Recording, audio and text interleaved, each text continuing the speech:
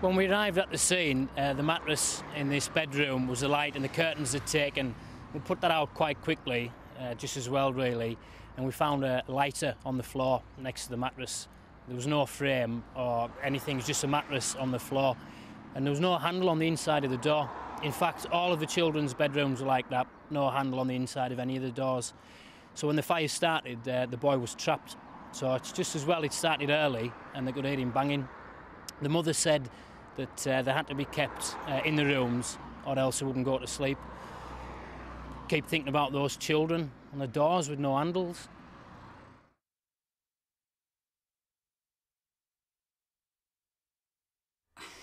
Oliver comes to stay with us once a month through the Family Link scheme.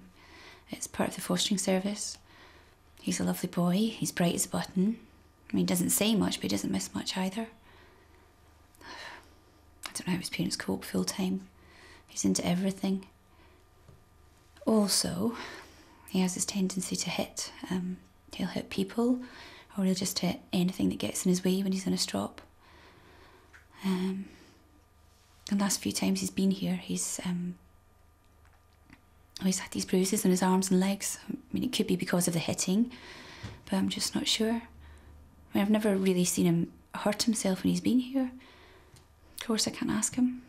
Can't tell you a thing.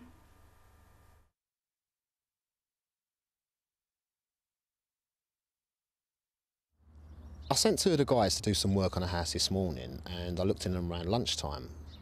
Should have seen this house. It looked like someone had punched or kicked a couple of the doors in, but the woman denied it. Everything was dirty and it was cold, and there was these two little girls. They was running around, nothing but a vest and a nappy. Didn't look like they'd been washed in days. And there was no toys or anything. There was a gas fire on in the front room. Didn't have no guard around it. She said they know not to touch. I don't think kids should be living in a situation like that. I think someone should go around there and get them out.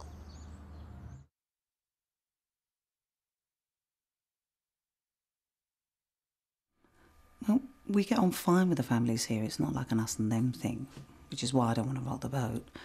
But there is this girl I'm worried about. Things haven't been easy for them at home, I know that. Money's been tight. Dad's left them half a dozen times but always ends up coming back. And they live in an old flat that should have been knocked down years ago. And of course she's white, he's Jamaican, and round here, well, seems to me that the mum's taking it all out on the girl. Really walloped her one day last week when she was picking her up from nursery, and today she's got these red marks all down one leg. If the other mothers here, I've been on the phone to social services, some of them might not come back, and it's been an uphill struggle getting them here in the first place.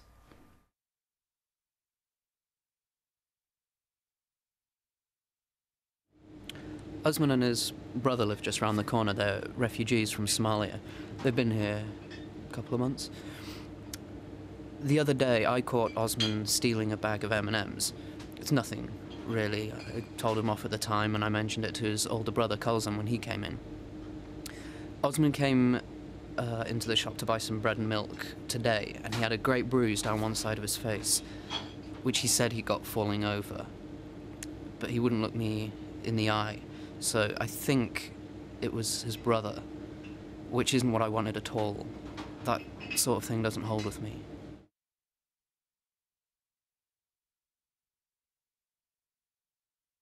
I work as a supervisor in the school for an hour a week. You do actually get to know all the children. You also get to know when things aren't going so great, like with Mandy, for instance. Used to be such a lovely girl, no trouble at all. Lunchtime, there she was in a fight, again. Never used to do any of that. I live a couple of streets away from her, so I do know her family a little. I think her dad used to work as a manager in a factory, but he was made redundant last year. And I know he didn't work for a long time. Apparently now he has a new job that he can't travel to every day because it's so far away. So he spends most of the week there.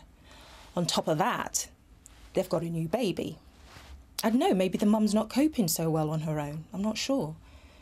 I was actually thinking about maybe having a word with Mandy's teacher, but if there's nothing wrong, I really don't want to get the family into trouble.